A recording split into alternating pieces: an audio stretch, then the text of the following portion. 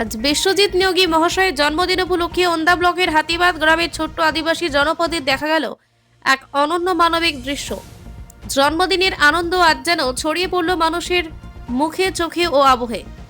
বিশ্বজিৎ নিয়োগী মহাশয়ের কন্যা সঙ্গীতা ও জামাই সৌভিকের ভালোবাসা শ্রদ্ধা থেকেই জন্ম নেয় এই বিশেষ উদ্যোগ।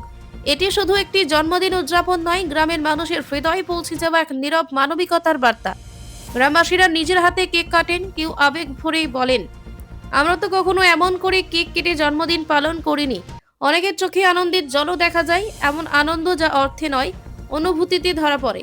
এরপর প্রবীণদের হাতে কম্বল তুলে দেওয়া হয়। কম্বল জড়িয়ে এক প্রবীণ বলেন, আজ মনে হলো আমাদের কথা কেউ ভাবে, আমাদেরও কেউ আছে।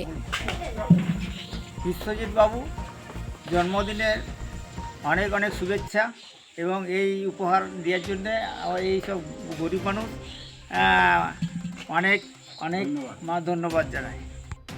সেই মুহূর্তে শীতের রাতেও যেন একটু উষ্ণ হয়ে ওঠে। শিশুদের হাসি, নারীদের আনন্দ আর চারপাশে ছড়িয়ে থাকা আন্তরিকতার আলো, সব মিলিয়ে দিনটি হয়ে ওঠে স্মরণীয়। ওন্দার যুব সমাজের সদস্যরা জানান, জন্মদিন তখনই পূর্ণতা পায় যখন তা কারো জীবনে একটু আলো, একটু শান্তি, একটু ভালোবাসা পৌঁছে দিতে পারে।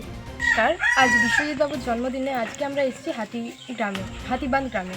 তো বিশ্বজিৎ বাবুকে অনেক অনেক ধন্যবাদ জানাই আজকের এই দিনটা আরও সুন্দর করে তোলার জন্য। আর আমরা এসেছি ওনার যুব সমাজ থেকে।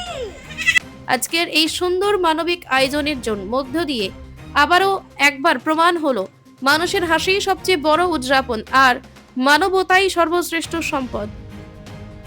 বাঁকুড়া ওন্দা থেকে সন্দীপন পালের report, piece news Bangla. Piece news Bangla, সত্যের পক্ষে, শান্তির পথে।